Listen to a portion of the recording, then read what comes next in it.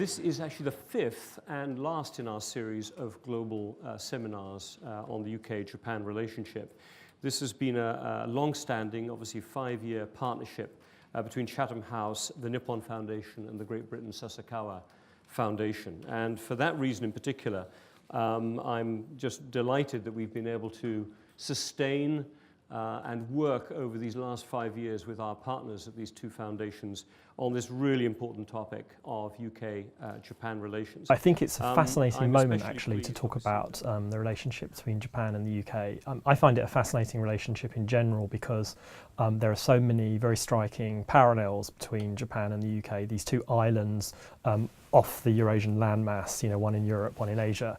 What I think is particularly interesting right now is the way that the election of Donald Trump as President of the United States gives, I think, a new impetus to cooperation between Japan and the UK. As far as Japan was concerned, the UK was important because it was a gateway to Europe. And so there will have to be a number of adjustments made as we ease our way out of the European Union. Similarly, the strategic questions as they affect East Asia, things like the North Korean nuclear weapons and missile crisis, the resurgence of China and so on. Yes, the UK and Japan have very similar positions on these issues. They both would use the phrase outrageous to describe the North Korean missile firings and the like. But nevertheless, it's a very direct and obvious concern for Japan. It's less direct for the UK, given the fact of geography. Prime Minister Theresa May achieved the 17-point agreement just 2 weeks ago on her trip to Tokyo.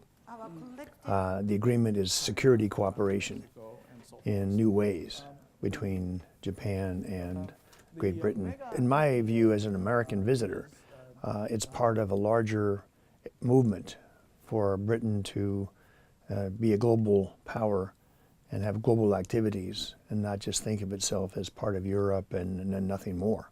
The relationship between Japan and the UK is an excellent one. Many of Japanese companies are here.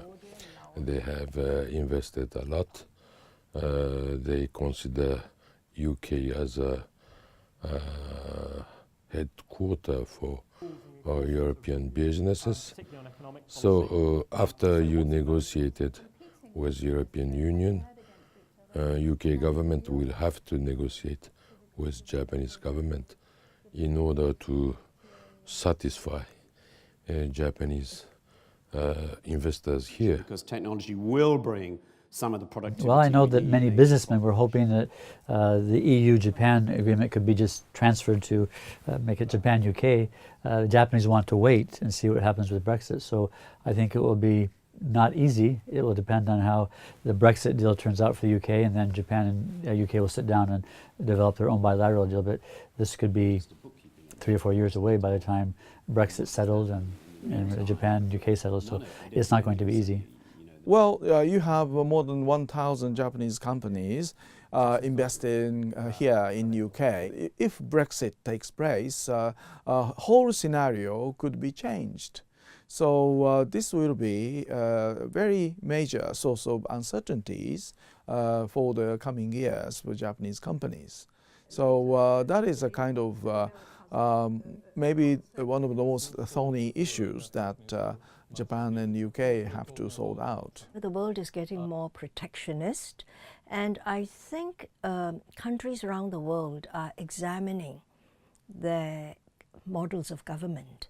And many democracies feel they have to reinvent government because the models that they've had so far, developed over the last century, really.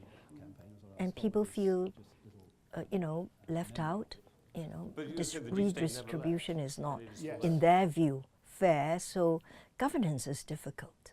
Our global ambition is going to depend somewhat on being committed to each other. I hope Japan will remain committed to the UK through the Brexit process. I think a sensible Brexit will be helped by Japanese engagement, and I hope my British colleagues follow through on the ambitions of the 17 points, because I think the UK has to contribute to security in East Asia as well.